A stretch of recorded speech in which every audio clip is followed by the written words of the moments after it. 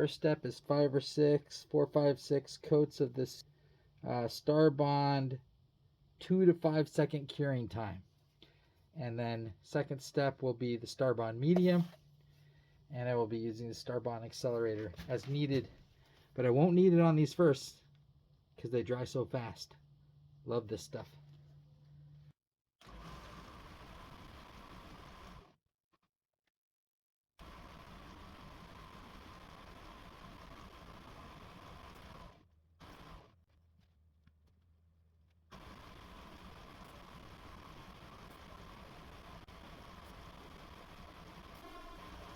And just a quick look, that is after my roughly 4 or 5 coats of super thin, 4 or 5 coats of medium Star Bond, and look at that, that finish is already almost perfect.